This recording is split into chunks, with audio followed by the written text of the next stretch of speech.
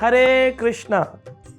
एक बहुत ही रोचक प्रश्न लोग अक्सर पूछते हैं कि बच्चे जब पैदा होते हैं तो तुरंत ही वो रोने लग जाते हैं, और अगर ना रोएं तो फिर संशय होता है कि बच्चा स्वस्थ है कि नहीं, क्योंकि अगर वो स्वस्थ है तो रोना आवश्यक है, और अगर बच्चा नहीं रोता तो डॉक्टर उसके पीठ पर जोर से हाथ मारकर उसको रोने के लिए प्रेरित करता है कि तुम रो। अच्छा, बच्चा जब रोता है तो क्या शब्द बोलता है? क्वें क्वें क्वें। संस्कृत में क्वें शब्द का अर्थ है कहाँ हूँ, कहाँ हूँ, कहाँ हूँ, मैं कहाँ आ गया हूँ। क्योंकि ये जीवात्मा जो पिछले जन्म में कोई वृद्ध या कोई युवा व्यक्ति के शरीर में थी और अब तुरंत उसके शरीर से उसको निकाल करके फिर एक नए शरीर में डाल दिया गया है, जिसमें वो चल नहीं सकता, बोल नहीं सकता, खा नहीं सकता है, क्योंकि अभी उसके शरीर को बड़ा होने में समय लगेगा। इसलिए वो पहला कारण है कि वो रोता है।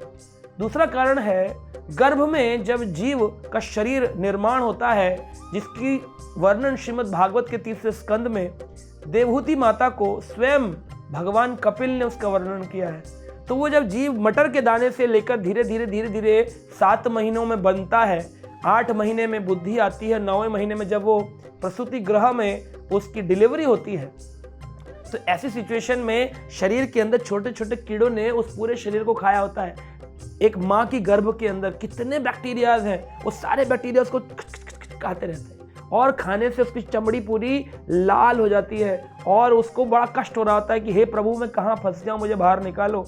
तब वह जीव इस संसार में जोर से एक हवा के प्रेशर से धकेल दिया जाता है। इस संसार के अंदर उल्टा सिर के बल आकर के गिरता है और फिर वो रोने लग जाता है, क्योंकि उसने इतना कष्ट सहा है 9 महीने गर्भ के अंदर। यानी कि जहाँ मल मूत्र रखा गया है, उसी मल मूत्र के साथ में जीव को रहना पड़ता है। आप कभी इमेजिन कर देखिए कि एक टॉयलेट में आपको 9 महीने तक रहने को मिल जाए, खाना भी वहीं मिल जाएगा पाइप से आपको, और आपको वहीं रहना है उस दुर्गंध के पास, और काले पॉलीथीन के अंदर बंद होकर के हाथ पैर भी नहीं चला सकते हैं। ऐसी स्थिति में गर्भ अंदर रहता है और बाहर आते ही रुदन करता है।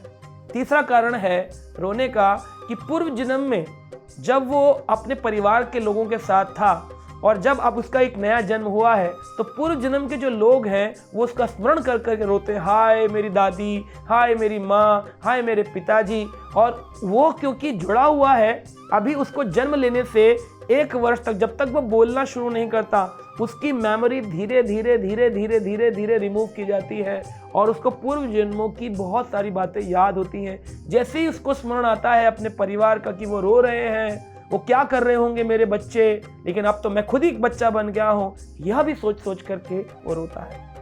और चौथा कारण बताया गया है कि बच्चा जो है वो बोल नहीं सकता है, असहाय स्थिति में होता है और उसको भूख लगती है, तो माँ सोचती है शायद ठंड लग रही है, उसको कंबल उड़ा करके जोर जोर से थपकी देकर सुलाने की कोशिश करती है।